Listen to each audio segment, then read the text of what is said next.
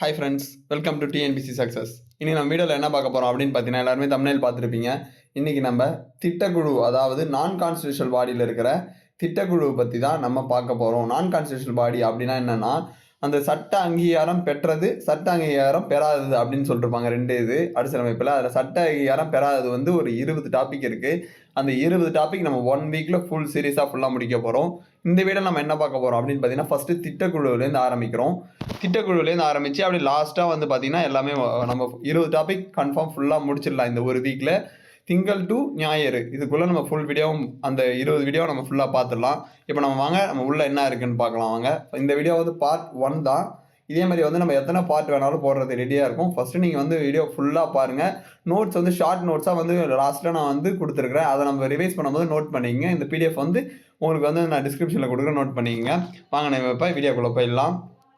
First வந்து பார்த்தீங்கன்னா, அரசியலமைப்பு சாராத அமைப்புகள், அதை பற்றி தான் நம்ம பார்க்க போகிறோம். இது ஃபுல்லாகவே பிரகதீஷ் பப்ளிகேஷன் புக் இருக்குல்ல, அதை பற்றி தான் நம்ம அதுலேருந்து தான் ஃபுல்லாக எடுத்துருக்கிறோம். இந்த அமைப்புகளில் வந்து அரசியலமைப்பு சார்ந்தது ஒன்று, அரசியலமைப்பு சாராதது ஒன்று, 2 இருக்குதா. இப்போ அரசியலமைப்பு சார்ந்தது அப்படின்னா என்னன்னு பார்த்தீங்கன்னா, இந்த பாக்ஸை படித்து பாருங்கள். இந்திய அரசியலமைப்பில் சட்ட அங்கீகாரம் பெற்றது. ஓகேவா, சட்ட அங்கீகாரம்னா ஆர்டிகல் கொடுத்துருக்காங்க பார்த்தீங்களா, அந்த ஆர்டிகல் கொடுத்தது எல்லாமே அரசியலமைப்பு சார்ந்தது. ஓகேவா, இப்போ ஆர்டிகல் கொடுத்தது எல்லாமே அரசியலமைப்பு சார்ந்ததுன்னு சொல்லுவாங்க. ஓகேவா, இப்போ ஒரு வேளை ஆர்டிகல் கொடுக்கல, இப்போ ஆர்டிகல் கொடுக்காம ஒரு அமைப்பாக ஒரு குழுவாக அமைச்சு அதுக்கான முடிவு எடுக்கிறாங்க அப்படின்னு பார்த்தீங்கன்னா, அது வந்து அரசியலமைப்பு சாராதது. இது ரெண்டுத்துக்கும் இதுதான் டிஃப்ரென்ஸ். நல்லா ஞாபகம் வச்சுங்க. இப்போ ஆர்டிகல் 395 வரையும் நம்ம இப்போ பார்ப்போம்ல, அந்த 395க்குள்ளே எல்லாமே வர்றதான் வந்து அரசியலமைப்பு சார்ந்தது. லைக் வந்து நம்ம என்ன சொல்கிறோம் பார்த்தீங்கன்னா, DPSP, fundamental rights, fundamental duties, president, vice president, பிரதமர், துணை பிரதமர் எல்லாமே இருக்காங்கல்ல, அவங்க எல்லாமே வந்து அரசியலமைப்பு சார்ந்தவங்களாக இருப்பாங்க. அரசியலமைப்பு சாராது பார்த்தீங்கன்னா, இந்த திட்டக்குழு, இந்த மகளிர் தேர்தல், மகளிர் ஆணையம், அப்புறம் ரைட் டு இன்ஃபர்மேஷன் ஆக்ட், இதெல்லாம் இருக்குது பார்த்தீங்களா, இது எல்லாமே வந்து அரசியலமைப்பு சாராததில் வரும். ஓகேவா, இப்போ பார்த்தீங்கன்னா அரசியலமைப்பு சார்ந்த அமைப்புகள் என்ன நான் சொன்னேன் பார்த்தீங்களா, தேர்தல் ஆணையம், அடுத்தது பார்த்தீங்கன்னா ஒன்றிய பொது தேர்வாணையம், நம்ம டிஎன்பிசி எழுதுகிறோம்ல அது. அடுத்து வந்து இது வந்து யூபிஎஸ்சி, இது வந்து யூபிஎஸ்சி, இது வந்து டிஎன்பிசியில் வரும். அதாவது நம்ம இருக்கிறது வந்து டிஎன்பிசி, அதே மாதிரி ஒவ்வொரு ஸ்டேட்டுக்கும் வேறு இருக்கும். அதுதான் இது. அடுத்தது நிதிக்குழு, சரக்கு மற்றும் சேவை வரி கவுன்சில், ஜிஎஸ்டி கவுன்சில் சொல்லுவாங்களா அது. தேசிய பட்டியல் இணைந்தவர், அதாவது பேக்வர்ட் கிளாஸ், மோஸ்ட் பேக்வர்ட் கிளாஸ்க்கு வந்து ஆணையம் அமைக்கிறாங்களா அது. அதுக்கப்புறம் தேசிய பழங்குடியினர் ஆணையம், தேசிய பிற்படுத்தப்பட்டோர் ஆணையம், இதெல்லாம் வந்து அந்த அரசியலமைப்பு சார்ந்த அமைப்புகளில் வரும். இப்போ அரசியலமைப்பு சாராத அமைப்புகள் என்னென்ன அப்படின்னு பார்த்தீங்கன்னா, ஃபஸ்ட்டு வந்து திட்டக்குழு, இதுதான் நம்ம இந்த வீடியோவில் பார்க்க போகிறோம். அடுத்த வீடியோவில் தேசிய வளர்ச்சி குழு பார்ப்போம். அடுத்து நிதி ஆயோக், தேசிய மனித உரிமைகள் ஆணையம், அதே மாதிரி மாநில தேர்தல் ஆணையம். அடுத்தது வந்து பார்த்திங்கன்னா மத்திய தகவல் ஆணையம், மாநில தகவல் ஆணையம், லோக் அதாலத், மத்திய ஊழல் கண்காணிப்பு ஆணையம், சிபிஐ. இது சிபிஐயும் சிபிசியும் நம்ம ஒரே வீடியோவில் பார்த்துலாம். அதே மாதிரி மத்திய மாநில அப்படின்னு வருதுல, அதை ரெண்டுமே சேர்த்து ஒரே வீடியோவில் பார்த்துடலாம். அப்போ தான் நம்மளுக்கு வந்து ஒரே கோர்வையாக இருக்கும். லாஸ்ட்டு வீடியோ வந்து நம்ம வந்து ஃபுல்லாக ரிவிஷன் மாதிரி ஒன்று போட்டுடலாம். மத்திய புலனாய்வுத்துறை, அதாவது சிபிஐ. அடுத்து நேஷனல் புலனாய்வு முகமை.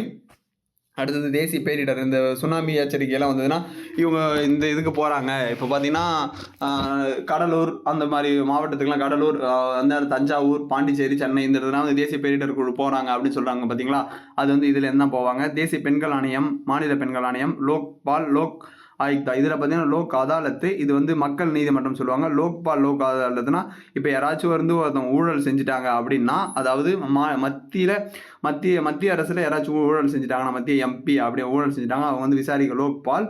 மாநிலத்தில் யாராச்சும் மாநில எம்எல்ஏ வந்து யாராச்சும் ஊழல் செஞ்சுட்டாங்கன்னா அவங்கள விசாரிக்க வந்து லோக் ஆயுக்தா. அடுத்தது நுகர்வோர் குறைதீர் ஆணையம், தேசிய குழந்தைகள் உரிமைகள் பாதுகாப்பு ஆணையம், இந்திய சட்ட ஆணையம், இந்திய எல்லை நிர்ணயம், இந்திய வழக்கறிஞர் சங்கம். இது எல்லாமே வந்து நம்ம வந்து அரசியலமைப்பு சாராத அமைப்புகளில் வரும். ஓகேவா, இப்போ நம்ம வந்து ஃபஸ்ட்டு நம்ம இந்த வீடியோவில் என்ன பார்க்க போகிறோம் அப்படின்னு பார்த்தீங்கன்னா, திட்டக்குழு தான் பார்க்க போகிறோம். அப்புறம் வாங்க நம்ம இப்போ வீடியோக்குள்ளே போயிடலாம்.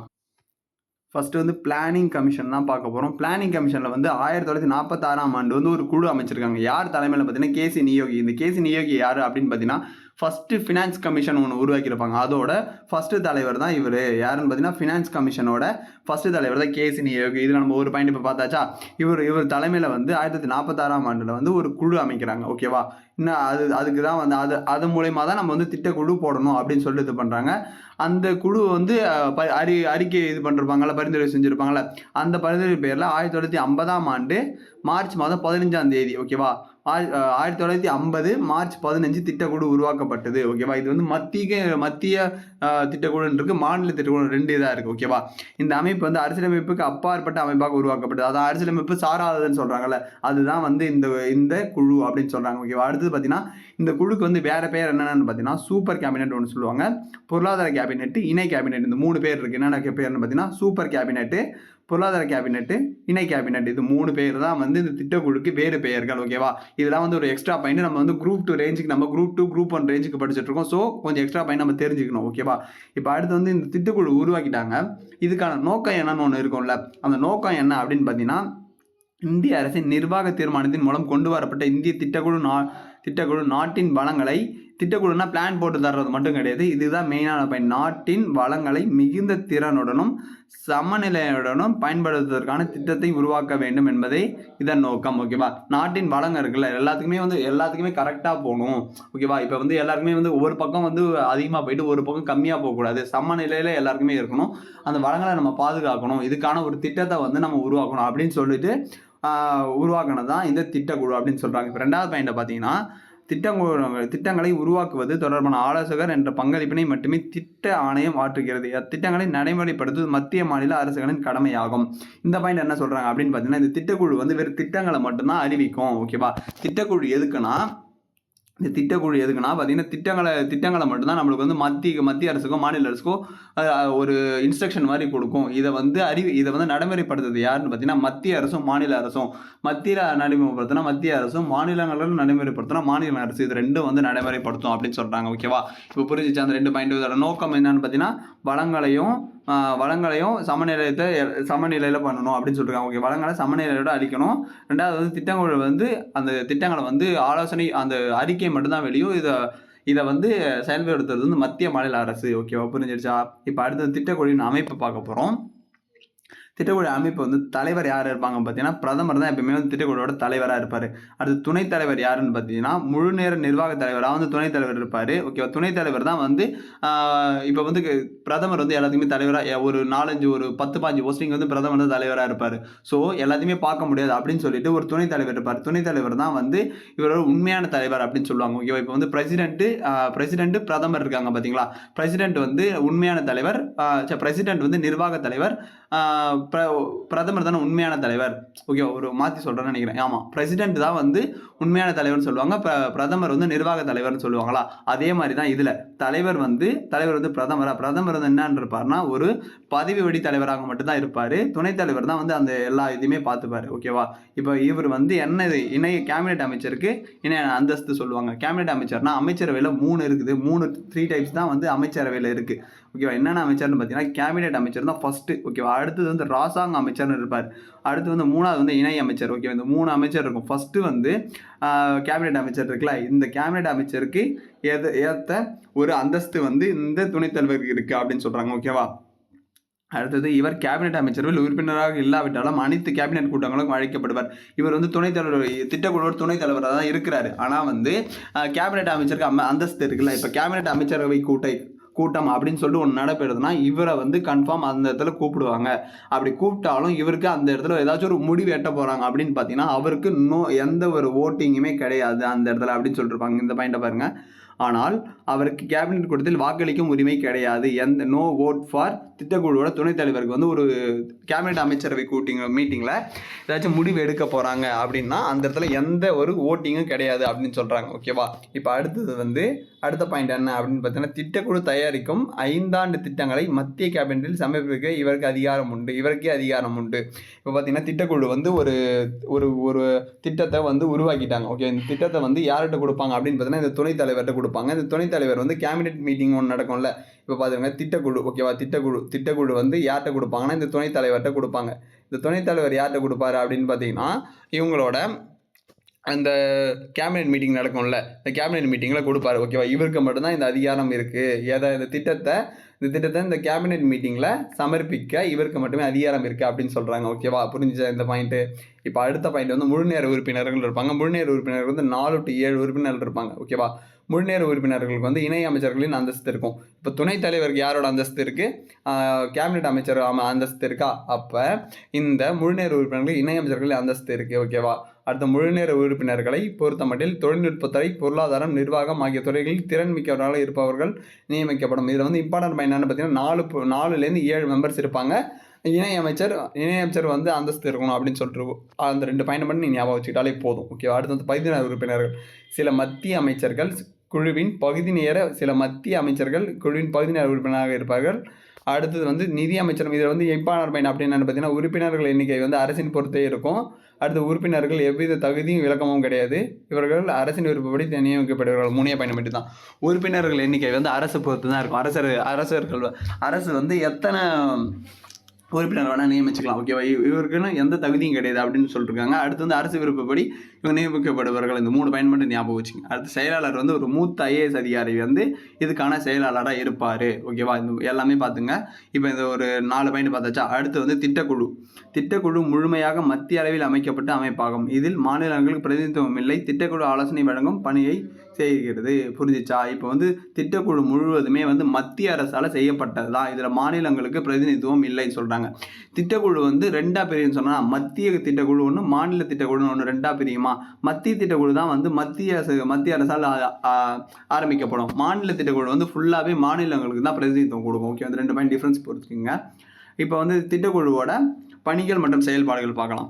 ஓகே, அப்படியே ரீட் மட்டும் பண்ணிட்டாலே போதும். முன்னாடி தான் வந்து ஒரு சில பாயிண்ட் மட்டும் தான் நான் வந்து லாஸ்ட்டில் கொடுத்துருக்கேன். அந்த ஒரு சில பாயிண்ட் மட்டும் நீங்கள் ஞாபகம் வச்சுட்டாலே போதும். நோட் பண்ணி வச்சுங்க. அந்த ஒரு சில பாயிண்ட் மட்டும் நீங்கள் வந்து எழுதி வச்சுக்க. நானும் எழுதி தான் வச்சுருக்கிறேன். பார்க்கலாம் வாங்க. நாட்டில் எதிர்கால வளர்ச்சி தேவைகளுக்கு பயன்படும் வகையில் தேசிய மூல வளங்களை மதிப்பீடு செய்வது இதன் பணியாகும். ஓகேவா?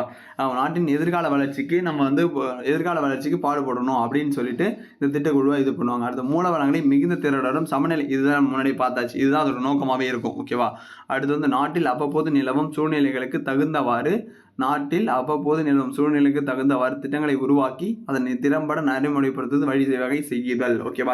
இந்த பாயிண்ட் என்ன அப்படின்னு பார்த்தீங்கன்னா, இப்போ வந்து 1971 வந்து 72 வந்து எமர்ஜென்சி வந்தது. ஓகேவா? எமர்ஜென்சி வந்தவொடனே எல்லாருக்குமே வந்து எமர்ஜென்சி சுச்சுவேஷன் வந்தவொடனே அந்த இடத்துல வந்து கொஞ்சம் உற்பத்தி திறன்லாம் கொஞ்சம் குறைஞ்சிருக்கும். அதுக்கேற்ற மாதிரி ஒரு திட்டத்தை வந்து போடணும். 1972 எமர்ஜென்சி வந்தது. ஓகேவா? இந்த இடத்துல வந்து உற்பத்தி திறன் வந்து கம்மியாக இருக்கும்.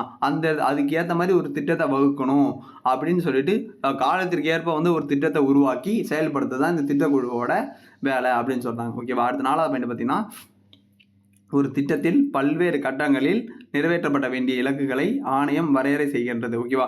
ஒரு குறிப்பிட்ட இலக்கு வச்சு இந்த இதை வந்து அடைவாங்க அப்படின்னு சொல்றாங்க. எனவே திட்ட செயல்பாடுகள் உரிய கால இடைவெளிகளில் மதிப்பீடு செய்யப்பட வேண்டும். இதன் மூலம் உரிய செயல் திட்டங்கள் வகுக்கப்பட்டு திட்டங்கள் நடைமுறைப்படுத்தப்படுகின்றது. இந்த செயல்முறைகளில் உரிய செயல் திட்டங்களை மத்திய மாநில அரசுகள் வகுக்கும் வகையில் ஆலோசகராக இந்த ஆணையம் இயங்குகிறது. ஓகேவா? புரிஞ்சிருச்சா? அடுத்து வந்து 5வது பாயிண்ட், ஒரு குறிப்பிட்ட பிரச்சனைகள் எழும்போது அதனை ஆய்வு செய்து அரசுக்கு ஆலோசனை வழங்குவதும் திட்டக்குழுவின் பணியாகும். இப்போ ஒரு திட்டம் போட்டுட்டாங்க. திட்டம் போட்டப்போ இதில் வந்து ஏதாச்சும் ஒரு பிரச்சனை வருதுன்னா அதை ஆலோசனை பண்ணி மத்திய அரசுக்கோ மாநில அரசுக்கோ இவங்க வந்து அறிக்கை தெரிவிக்கணும் அப்படின்னு சொல்லிட்டு இந்த குழுவோட பணி அப்படின்னு சொல்கிறாங்க. ஓகேவா? அடுத்தது 5ஆண்டு திட்டங்களை வகுப்பது இதன் முக்கிய பணியாகும். இதுதான் எல்லாருக்குமே தெரிஞ்ச விஷயம். பொருளாதார வளர்ச்சியை தாமதப்படுத்தும் காரணங்களை அடையாளம் காட்டுதல். இப்போ வந்து இப்போ ஃபார் எக்ஸாம்பிள் வந்து இப்போ அமெரிக்கா தடை அந்த 50% வரி போட்டிருக்காங்கல்ல. இப்போ வந்து அதை வந்து அதனால் வந்து பொருளாதாரம் வந்து சரிவடையும் அப்படின்னு சொல்லி கணிக்கிறாங்க. இதை கணிச்சு சொல்கிறதுக்கு இந்த திட்டக்குழுவோட பணி அப்படின்னு சொல்கிறாங்க. ஓகேவா? இப்போ இந்த திட்டக்குழுவின் துணைத் தலைவர்கள் வரிசை எல்லாமே பிரதமர் லிஸ்ட் அப்படியே பார்த்துட்டாலே போதும். இப்போ வந்து துணைத் தலைவர்கள் வரிசை மட்டும் பார்த்துங்க. அப்படியே சும்மா ரீட் மட்டும் விட்டுங்க, அதிகமாக தேவையில்ல. ஓகேவா? இப்போ இருங்க. குல்சாரில் Nanda, VT Krishnamachari, CM Trivedi, Ashok Mehta, DR Kargil, Subramaniam, DP தாரு, அடுத்து PN ஹக்சர், DT லக்டவாலா, ND Tiwari, SB Chavan. இந்த ஒரு சில இது பார்த்தீங்கன்னா திட்ட அமைச்சர், நிதி அமைச்சர் கூட இதே இருக்கும் எல்லாமே. ஓகேவா? சவான்லாம் நிதி அமைச்சர்லேயே வருவாங்க. PC சேத்தி, நரசிம்மராவ், இதெல்லாம் வந்து மன்மோகன் சிங், இதெல்லாம் வந்து இதிலே வருவாங்க, பிரதமர் லிஸ்ட்லேயே வருவாங்க. ஓகே, மன்மோகன் சிங், சிவசங்கர், மாதவ் சிங் சோலாங்கி, RK ஹெக்டே, மது தாந்துவடே, மோகனதாரியா, பிரணாப் முகர்ஜி, மது தந்தவடே, ஜஸ்வந்த் சிங், KC பந்த் வந்து 10வது நிதி அமைச்சரோட இதாக இருப்பாங்க. மன்டேக் சிங் அலுவேலியா 2 இதுவும். ஓகேவா? 2014 முடிஞ்சிருக்கும். ஓகேவா? இப்போ அடுத்த பாயிண்ட் என்ன பார்க்க போகிறோம் அப்படின்னு பார்த்தீங்கன்னா, 2014ஆம் ஆண்டு ஆகஸ்ட் 15 சுதந்திர தின உரையின் போது பிரதமர் மோடி தேசிய திட்டக்குழுவை கலைத்துவிட்டு மாநிலங்களுக்கு முக்கியத்துவம் அளிக்கும் வகையில் இதனால தேசிய திட்டக்குழு வந்து எப்போ கலைச்சாங்க, எப்போ கலைச்சது அறிவிக்க விட்டாங்க அப்படின்னு சொல்லிட்டு ஒரு கொஸ்டின் வரலாம். எப்போ 2014 ஆகஸ்ட் 15 ஓகேவா. இப்போ தான் வந்து திட்டக்குழு வந்து கேன்சல் பண்ணுறோம் அப்படின்னு சொல்லிட்டு பிரதமர் மோடி சொல்லியிருக்காரு. ஓகேவா, இந்த பாயிண்ட் நோட் பண்ணி வச்சுங்க. அதுலேருந்து அதில் வந்து அந்த அறிக்கை விட்டு அதன்படி 2015 ஜனவரி 1 வந்து புதுசாக ஒரு திட்டக்குழு உருவாக்குறாங்க. அதுக்கு பேர் என்ன வச்சாங்கன்னு பார்த்தா நிதி ஆயோக் என்ற பெயரில் வந்துச்சு. எப்போனா 2015 ஜனவரி 1. ஓகே, இந்த 2 பாயிண்ட் ரொம்ப இம்பார்ட்டன்ட் பார்த்துங்க. திட்டக்குழு வந்து எப்போ கலைச்சாங்கன்னா 2014 ஆகஸ்ட் 15. ஓகேவா. அதே மாதிரி 2015 ஜனவரி 1 நிதி ஆயோக் உருவாச்சு. ஓகேவா. இப்போ மத்திய திட்டக்குழு அவ்வளோதான். ஓகேவா. இம்பார்ட்டன்ட் பாயிண்ட்ஸ்லாம் முடிஞ்சிருச்சு. ஓகேவா. அப்படி மேலாக படிச்சிங்க, ரொம்ப டீப்பாலாம் படிக்க தேவையில்ல. அரசியலமைப்பு சாராது எத்தனை உறுப்பினர்கள், யார் தலைவராக இருப்பாங்க, அதோட நோக்கம் என்ன, அவ்வளோதான், முடிஞ்சு போச்சு. ஓகே, மாநில திட்டக்குழு வந்து அதே மாதிரி தான் இருக்கும். சும்மா ஒரு 4 பாயிண்ட் தான் இருக்கும். ஓகே, மாநிலத்தின் உயர்ந்த திட்டமிடும் அமைப்பு மாநில திட்டக்குழு ஆகும். மத்தியில் உயர்ந்த திட்டக்குழு அமைப்பு வந்து மத்திய திட்டக்குழுவா, இது மாநில திட்டக்குழு. ஓகேவா. அடுத்து வந்து முதலமைச்சர் தான் பதவி வழி தலைவராக இருப்பார். ஓகேவா. மாநில திட்டக்குழு அவ்வப்போது ஒரு துணைத் தலைவர் இருப்பார். ஓகேவா. இதன் உறுப்பினர்கள் வந்து மாநில நிதி அமைச்சர், மாநில திட்ட அமைச்சர் எல்லாமே வந்து இவங்களோட உறுப்பினர்களாக இருப்பாங்க. தமிழ்நாட்டுக்கு வந்து எப்போ ஆரம்பித்தாங்க வந்து 25/5/1971. ஓகேவா. நார்மல் திட்டக்குழு மத்திய திட்டக்குழு எப்போ ஆரம்பித்தாங்கன்னா 1950 மார்ச் 15 ஆரம்பித்தாங்களா. இதில் வந்து பார்த்திங்கன்னா 25/5/1971. இவ்வளோ தான் வந்து திட்டக்குழு, ஃபுல் திட்டக்குழு. ஓகேவா. இப்போ வந்து ஒரு ரிவிஷன் ரீகேப் மாதிரி பார்த்துடலாம் வாங்க. இப்போ பார்த்தீங்கன்னா நான் எழுதி வச்சிருக்கேன்னு சொன்னாலும் அதை மட்டும் அப்படியே இதை மட்டும் நோட் பண்ணி இதை மட்டும் நீங்கள் எழுதி வச்சுக்கிட்டாலே போதும். ஓகேவா. திட்டக்குழு வந்து யாரோட தலைமை வந்து 1946 கேசி நியோகி தலைமையில் ஒரு குழு போடுறாங்க. ஓகே, இதன்படி 1950 மார்ச் 15 திட்டக்குழு உருவாக்குறாங்க. ஓகேவா. திட்டக்குழுவோட வேறு பெயர்கள் நடந்தது சூப்பர் கேபினட், பொருளாதார கேபினட், இணை கேபினட், இந்த 3 பேர் தான். ஓகே, இதோட தலைவர் யார், பிரதமர். துணைத் தலைவர் யார், துணைத் தலைவர் வந்து முழுநேர நிர்வாக தலைவராக இருப்பார். இவருக்கு என்ன இணை பார்த்தீங்கன்னா கேபினட் அமைச்சருக்கு இணையாக இருப்பார். 5ஆண்டு திட்டத்தை இவர் தான் சமர்ப்பிப்பார். யார், இந்த திட்டக்குழு கொடுப்பாங்க. இதை வந்து துணைத் தலைவர்கிட்ட கொடுப்பாங்க. இதை வந்து கேபினட் மீட்டிங்கில் இவர் தான் வந்து சமர்ப்பிக்கணும். இவருக்கு மட்டும்தான் அந்த அதிகாரம் இருக்குது அப்படின்னு சொல்கிறாங்க. ஓகேவா. அடுத்து முழுநேர உறுப்பினர்கள் வந்து எத்தனை பேர் இருப்பாங்க அப்படின்னு பார்த்தீங்கன்னா 4லேருந்து 7 பேர் வரையும் ஒரு முழுநேர உறுப்பினர்களாக இருப்பாங்க. ஓகேவா. 4 to 7 இணை அமைச்சர் அந்தஸ்து இருக்கணும். அடுத்து பகுதியின உறுப்பினர்கள் வந்து எண்ணிக்கை வந்து அரசின் விருப்பம், தகுதி எதுவுமே கிடையாது அப்படின்னு சொல்லியிருப்பாங்களா.